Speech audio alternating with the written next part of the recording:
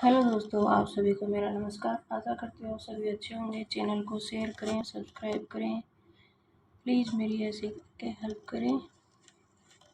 हिंदुस्तान की एकता के लिए हिंदी भाषा जितना काम देगी उससे बहुत अधिक काम देवनागरी लिपि दे सकती है। किन महापुरुष के मत हैं? किन महापुरुष के मत हैं? आचार्य विनोबा भावे के। अभी हम पढ़ रहे हैं भाषा विज्ञान,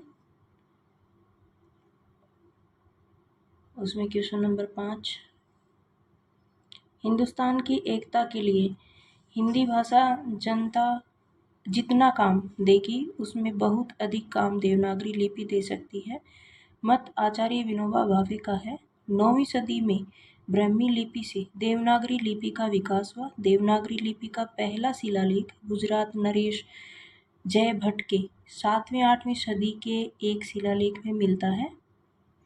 भारत की संविधान सभा में 9 सितंबर 1949 ईस्वी को संविधान की 8वीं अनुसूची में और अनुच्छेद 343 1 में या क में हिंदी को राजभाषा और देवनागरी लिपि को उसकी लिपि बनाया है। ब्रजभाषा का केंद्रीय क्षेत्र कहाँ है? ब्रजभाषा का केंद्रीय क्षेत्र कहाँ है? ब्रजभाषा का केंद्रीय क्षेत्र मथुरा है। ब्रजभाषा शोरसेन या ब्रज में विकसित सबसे बड़ी बोली है। ब्रज बोली आगरा, मथुरा और अलीगढ़ में विशुद्ध रूप में बोली जाती है, जबकि एटा, मैनपुरी, बदायूं, फिरोजाबाद, बरेली, गुड़गांव, ग्वालियर, भरतपुर में मिश्रित रूप में बोली जाती है। ब्रज का सर्वप्रथम प्रयोग बोली के अर्थ में अमीर खुसरो ने किया, परंतु डॉक्टर धीरेन्द्र वर्मा ने लिखा। ब्रजभाषा का शब्द पहला प्रयोग भिखारी दास ने किया। साहित्य में 13वीं सदी से ब्रजभाषा का प्रयोग निरंतर होने लगा। इनमें से कौन सी भाषा देवनागरी लिपि के अंतर्गत नहीं आती है? बांग्ला भाषा देवनागरी लिपि के अंतर्गत नहीं आती है।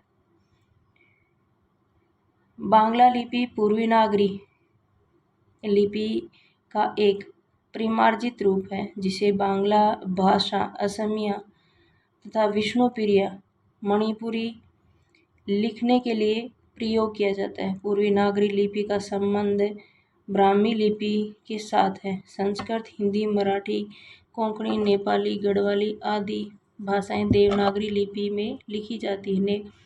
नेपाली भाषा की लिपि क्या है? देवनागरी। नेपाली भाषा की लिपि देवनागरी लिपि है। संस्कृत, हिंदी, मराठी, नेपाली आदि भाषाएं देवनागरी लिपि में लिखी जाती हैं। देवनागरी लिपि का विकास ब्राह्मी लिपि से हुआ है। चित्र लिपि ऐसी लिपि को कहा जाता है जिसमें प्रकट करने वाली अक्षरमाला की बजाय अर्थ प्रकट करने वाले भाव चित्र इंडियोग्राम होते हैं। गुरुमुखी लिपि में पंजाबी भाषा लिखी जाती है। गुरुमुखी का अर्थ गुरुओं के मुख से निकली हुई है। ग्रीकवासियों ने भारत के लिए कौन सा शब्द प्रयुक्त किया है? ग्रीकवासियों ने इंडिया शब्द प्रयुक्त किया है। ग्रीकवासियों ने भारत के लिए इंडिया शब्द का प्रयोग किया है। मिहनहाज ए सिराज ने 13वीं शताब्दी में पहली बार हिंदुस्तान शब्द का इस्तेमाल किया है। भारत को भारतवर्ष, जम्बूद्वीप, भारत खंड, आर्यावर्त, हिंदुस्तान, हिंद आदि अन्य नामों से भी जाना जाता है। खरोष्ठी लिपि भारत के किस क्षेत्र में प्रचलित थी? खरोष्ठी लिपि पश्चिमोत्तर क्षेत्र में विस्तृत प्रचलित थी। खरोष्ठी लिपि भारत के पश्चिमोत्तर क्षेत्र में प्रचलित थी। खरोष्ठी लिपि भारत की प्राचीनतम लिपियों में से एक है। यह लिपि दाएं से बाएं को लिखी जाती है। सम्राट अशोक ने शाहबाजगढ़ी और मानसेरा के अभिलेख खरोष्ठी लिपि में ही लिखवाए हैं। पश्चिमी हिंदी की उत्पत्ति इनमें से किस अपभ्रंश में हुई है? शोरसेन या ब्रज में हुई है। पश्चिमी हिंदी की उत्पत्ति शोरसेन या ब्रज में हुई है। भोलानाथ तिवारी ने क्षेत्रीय भाषा का संबंध अपभ्रंशों के आधार पर अपना वर्गीकरण निम्न ढंग से प्रस्तुत किया है। शोरसेनी मध्यवर्ती, पश्चिमी हिंदी, राजस्थानी, पहाड़ी, गुजराती। शोरसेनी मध्यवर्ती, आधुनिक भाषाएं पश्चिमी हिंदी, राजस्थानी, पहाड़ी, गुजराती। मागधी पूर्वी बिहारी, बंगाली, उड़िया और असमिया। अर्ध मागधी मध्य पूर्वी पूर्वी हिंदी, महाराष्ट्री। दक्षिणी मराठी, ब्राह्मण, सिंधी, पैसाची, पश्चिमोत्तरी, लहंदा, पंजाबी। एक बार फिर से रिपीट। शोरसेनी मध्यवर्ती, पश्चिमी हिंदी, राजस्थानी, पहाड़ी, गुजराती। मागधी पूर्वी बिहारी, बंगाली, उड़िया, असमिया। अर्ध मागधी व मध्य पूर्वी हिंदी, महाराष्ट्री, दक्षिणी मराठी, ब्राह्मण, सिंधी, पैसाची व पश्चिमोत्तर, लहंदा, पंजाबी। एक भाषा के अंतर्गत जब कोई अलग अलग रूप में विकसित हो जाते हैं तो उन्हें बोली कहते हैं। वह कथन किसका है? वह कथन डॉक्टर भोलानाथ तिवारी का है। एक भाषा के अंतर्गत जब कोई अलग रूप में विकसित हो जाते हैं तो उन्हें बोली कहते हैं। यह कथन डॉक्टर भोलानाथ तिवारी का है। किसी सीमित क्षेत्र में बोली जाने वाली स्थानीय भाषा को बोली कहते हैं। जैसे अवधी, ब्रजभाषा, मगही, बुंदेली आदि राष्ट्रीय भाषा है। किसी राष्ट्रीय भाषा किसी राष्ट्र की भाषा होती है, जबकि राजभाषा द्वारा सरकार तथा सरकारी कार्यालयों में कार्य किया जाता है। डॉक्टर श्याम सुंदर दास के अनुसार मनुष्य और मनुष्यों के बीच वस्तुओं के विषय में अपनी इच्छा और मति का आदान प्रदान करने के लिए व्यक्त ध्वनि संकेतों का जो व्यवहार होता है उसे भाषा कहते हैं। निम्नलिखित में से पूर्वी हिंदी में पूर्वी हिंदी की बोली नहीं है। ब्रजभाषा पूर्वी हिंदी की बोली नहीं है। ब्रजभाषा ही लग रही है जबकि पूर्वी हिंदी की बोली। निम्न में से पूर्वी हिंदी की बोली ब्रजभाषा नहीं है। ब्रजभाषा पश्चिमी हिंदी की बोली है। शोरसेनी पश्चिमी हिंदी, ब्रजभाषा बुंदेली, कन्नौजी, कोरवी या खड़ी बोली, बांगरू या हरियाणवी। और मागधी राजस्थानी पश्चिमी हिंदी के बाद में शोरसेनी में राजस्थानी हिंदी, मालवी, मागधी बिहारी, भोजपुरी, मगही, मैथिली। अर्धमागधी पूर्वी हिंदी, अवधी, बघेली और छत्तीसगढ़ी। निम्नलिखित में से कौन सी भाषा शामी भाषाओं में शामिल नहीं है? फारसी भाषा में शामिल नहीं है। फारसी समीका में सम्मिलित नहीं है। भारतीय भाषा परिवार विश्व में बोली जाने वाली भाषाओं में सर्वप्रमुख भाषा परिवार है। इसके बोलने वालों की संख्या विश्व में सबसे ज़्यादा है। इस भाषा परिवार की प्रमुख भाषाएं संस्कृत, पाली, प्राकृत, अपभ्रंश, हिंदी, बंगाली, फारसी, ग्रीक, लैटिन, अंग्रेजी, रूसी, जर्मन, पुर्तगाली और इलायची आदि हैं। राष्ट्रपति का आदेश 1968, संसद की राजभाषा समिति के क्षेत्र 1955, राजभाषा अधिनियम 1959, संकल्प 1963। नीचे दिए गए विकल्पों में से सही उत्तर का चयन कीजिए। राष्ट्रपति का आदेश 1955, संसद की राजभाषा समिति के सुझाव 1959, राजभाषा अधिनियम 1963, संकल्प 1968। राष्ट्रपति राजेंद्र प्रसाद ने सन 1955 में बाल गंगाधर बीजी खैर की अध्यक्षता में राजभाषा आयोग का गठन किया। इस आयोग में 21 सदस्य थे। संयुक्त संसदीय समिति में 30 सदस्य थे, जिनमें से लोक भाषा के 20 तथा राज्यसभा के 10 सदस्य थे। इसने अपना प्रतिवेदन 1959 में दिया। राजभाषा अधिनियम 1963 ईस्वी उन भाषाओं का जो संघ के राजकीय प्रयोजनों, संसद के कार्य के व्यवहार, केंद्रीय और राज्य अधिनियमों और उच्च न्यायालयों में कतिपय प्रयोजनों के लिए प्रयोग में लाई जा सकेगी। संकल्प 1968 ईस्वी संविधान के अनुच्छेद 343 के अनुसार संघ की राजभाषा हिंदी रहेगी और अनुच्छेद 351 के अनुसार हिंदी भाषा का प्रसार, वर्गीकरण और उसका विकास करना, ताकि वह भारत की सामाजिक संस्कृति के सब तत्वों की अभिव्यक्ति का माध्यम हो सके। ओष्ठे, दंते, कंठे और तालव्य। ओष्ठे इसमें पै है और दंते तय, कंठे गै और तालव्य च। कामता प्रसाद गुरु के अनुसार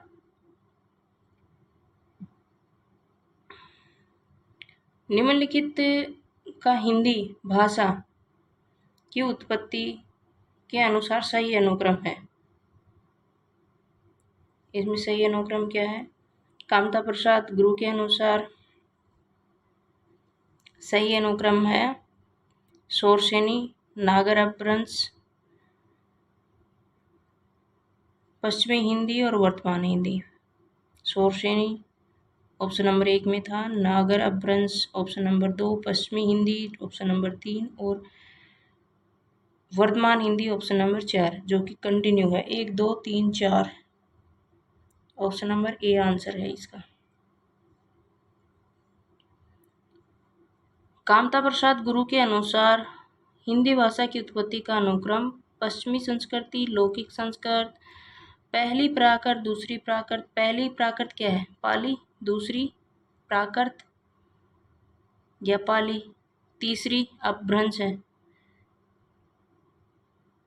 जबकि इसमें आया है शोरसेनी, अर्धमागधी और मागधी। नागर अपभ्रंश, अर्धमागधी अपभ्रंश, पश्चिमी हिंदी और पूर्वी हिंदी, वर्तमान हिंदी।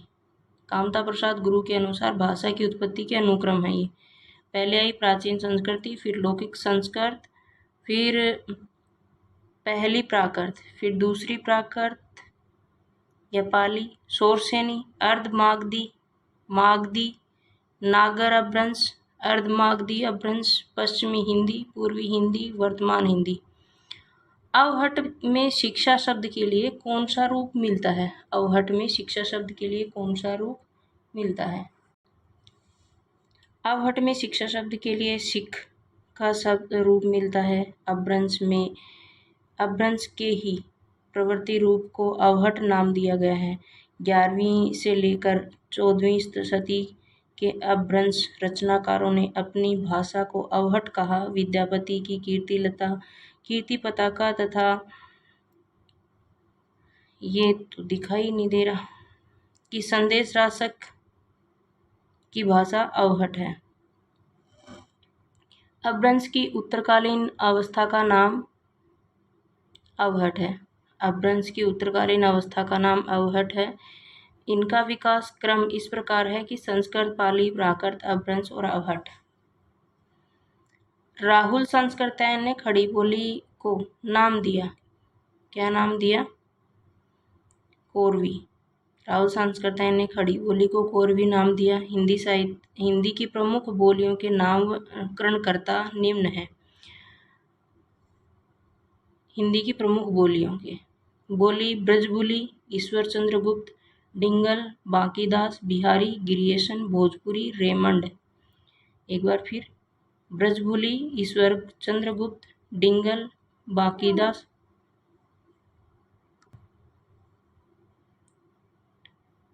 बिहारी, गिरियसन, भोजपुरी, रेमंड। ब्रजबुली, ईश्वरचंद्र, डिंगल, बांकीदास, बिहारी, गिरियसन, भोजपुरी, रेमंड। पूर्वी हिंदी की बोली नहीं है। पूर्वी हिंदी की बोली अवधी नहीं है। पूर्वी हिंदी की बोली अवधी नहीं है। बुंदेली पश्चिमी हिंदी की बोली है, जबकि अवधी, बघेली और छत्तीसगढ़ी पूर्वी हिंदी की बोलियां हैं। पश्चिमी हिंदी के अंतर्गत बोलियां कोरवी, खड़ी बोली, हरियाणवी, बुंदेली, ब्रजभाषा, कन्नौजी आदि हैं। पूर्वी हिंदी का विकास किससे हुआ है? पूर्वी हिंदी का विकास अर्धमागधी से हुआ है।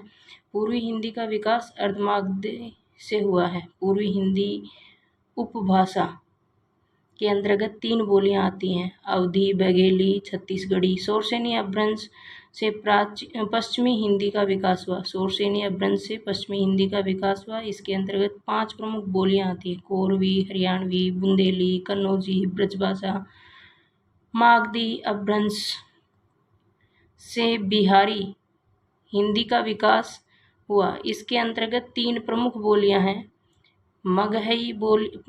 मगही, मैथिली, भोजपुरी। खस अपभ्रंश से पहाड़ी हिंदी का विकास हुआ। इसके अंतर्गत कुमाऊनी व गढ़वाली बोलियां आती हैं। एक बार फिर रिपीट। पूर्वी हिंदी का विकास अर्धमागधी से हुआ है। पूर्वी हिंदी उपभाषा के अंतर्गत 3 बोलियां आती हैं, अवधी, बघेली और छत्तीसगढ़ी। सोरसेनी अपभ्रंश से पश्चिमी हिंदी का विकास हुआ है। इसके अंतर्गत 5 बोलियां, प्रमुख बोलियां हैं, कोरवी, हरियाणवी, बुंदेली, कन्नौजी और ब्रजभाषा।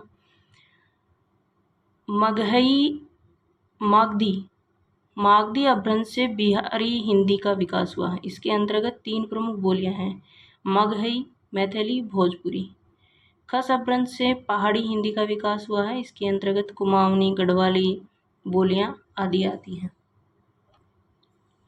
संघ की राजभाषा हिंदी और लिपि देवनागरी होगी। यह संविधान के किस अनुच्छेद में उद्घृत है? यह संविधान के 343वें अनुच्छेद में उद्घृत है। संविधान के अनुच्छेद 343 में यह उद्घृत है कि राजस्थान हिंदी और लिपि देवनागरी होगी तथा अंकों का रूप अंतर्राष्ट्रीय होगा। अनुच्छेद 346 एक राज्य और दूसरे राज्य के बीच या किसी राज्य और संघ के बीच पत्रादि की राजभाषा है। अनुच्छेद 347 किसी राज्य की जनसंख्या के किसी एक भाग द्वारा बोली जाने वाली भाषा के संबंध में विशेष उपबंध है। अनुच्छेद 348 के उच्चतम न्यायालय और उच्च न्यायालयों में और अधिनियमों, विधेयकों आदि के लिए प्रयोग की जाने वाली भाषा अनुच्छेद 348 में है। न्यायालय, उच्च न्यायालय, अधिनियम, विधेयक तो 348 में। 347 में राज्य की जनसंख्या और बोली जाने वाली भाषा के संबंध में, और 346 में एक राज्य दूसरे राज्य के बीच, और अनुच्छेद 43 में राजभाषा हिंदी और देवनागरी लिपि। खड़ी बोली हिंदी का विकास किस अपभ्रंश से हुआ है? खड़ी बोली हिंदी का विकास सोरसेनी अपभ्रंश से हुआ है। सोरसेनी पश्चिमी हिंदी, कोरवी, खड़ी बोली, हरियाणवी, बागरू, दक्षिणी, ब्रजभाषा, बुंदेली, कन्नौजी। राजस्थानी हिंदी, मारवाड़ी, जयपुर, ढूंढाड़ी, मेवाती, मालवी। खस पहाड़ी, कुमाऊनी और गढ़वाली। अर्धमागधी पूर्वी हिंदी, अवधी, बघेली, छत्तीसगढ़ी। और मागधी बिहारी और हिंदी, भोजपुरी, मगही, मैथिली, पैसाची, पंजाबी और लहंदा। पाली में प्राकृत का जो रूप था उसका विकास इनमें से किन 3 शाखाओं में हुआ? किन 3 शाखाओं में हुआ? सोरसेनी, मागधी और महाराष्ट्री। सोरसेनी, मागधी और महाराष्ट्री। पाली में प्राकृत का जो रूप था उसका विकास सोरसेनी, मागधी, महाराष्ट्री 3 शाखाओं में हुआ। भारतीय आर्य भाषा के कालक्रम को मोटे तौर पर 3 भागों में बांटा गया। प्राचीन भारतीय आर्य भाषा काल 1500 ईस्वी पूर्व से 500 ईस्वी पूर्व तक। मध्यकालीन भारतीय आर्य भाषा काल 500 से 1000 ईस्वी पूर्व है। आधुनिक भारतीय आर्य भाषा 1000 ईस्वी पूर्व से अब तक। मध्यकालीन आर्य भाषा काल 3 भाषाएं विकसित हैं, पाली, प्राकृत और अपभ्रंश। पाली 500 ईस्वी से 1 ईस्वी तक, 500 ईस्वी पूर्व से 1 ईस्वी तक। प्राकृत 1 से 500 तक, अपभ्रंश 500 से 1000 तक। उत्तर भारत में अपभ्रंश के 7 क्षेत्रीय रूपांतरण प्रचलित थे, जिनसे आधुनिक भारतीय आर्य भाषाओं का कालांतर में विकास हुआ। सोरसेनी अपभ्रंश पश्चिमी हिंदी, राजस्थानी हिंदी, गुजराती। पैसाची अपभ्रंश पंजाबी, लहंदा। ब्राह्मण अपभ्रंश सिंधी। खस अपभ्रंश पहाड़ी हिंदी, महाराष्ट्री अपभ्रंश मराठी। अर्धमागधी अपभ्रंश पूर्वी हिंदी। मागधी अपभ्रंश बिहारी, बांग्ला, उड़िया, असमिया। प्राकृत भाषा के 5 प्रमुख भेद थे। शोरसेनी प्राकृत, पैशाची प्राकृत, महाराष्ट्री प्राकृत, अर्धमागधी प्राकृत, मागधी। देवनागरी लिपि में मूल लिपि चिन्ह है। मूल लिपि चिन्ह क्या है? 45 है। देवनागरी लिपि में मूल लिपि चिन्ह 45 है। देवनागरी लिपि का विकास ब्राह्मी लिपि से हुआ है। ब्राह्मी लिपि की उत्तरी शैली से 4-5वीं सदी में गुप्त लिपि तथा गुप्त लिपि से 6वीं सदी में कुटिल लिपि विकसित हुई है। इसी कुटिल लिपि से 9वीं सदी के लगभग नागरी के प्राचीन रूप का विकास हुआ, जिसे प्राचीन नागरी कहते हैं। देवनागरी लिपि एक भारतीय लिपि है जो बाएं से दाएं लिखी जाती है। देवनागरी लिपि में कुल 52 अक्षर हैं, जिनमें से 13 स्वर और 39 व्यंजन। देवनागरी लिपि एक अक्षरिक लिपि है। देवनागरी की वर्णमाला का वर्णक्रम वैज्ञानिक है। देवनागरी में एक वर्ण के लिए एक ध्वनि है, अर्थात प्रत्येक अक्षर उच्चरित होते हैं। देवनागरी की पहचान एक क्षैतिज रेखा से है, जिसे शिरोरेखा कहते हैं। देवनागरी खड़ी बोली का एक नाम यह भी है। खड़ी बोली का एक नाम यह भी क्या है? कोरवी।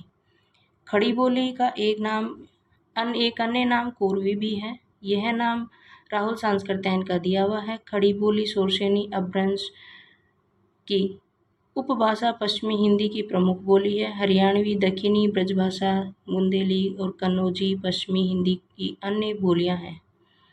मिलते हैं अगले वीडियो में। चैनल को शेयर करें और सब्सक्राइब करें। धन्यवाद।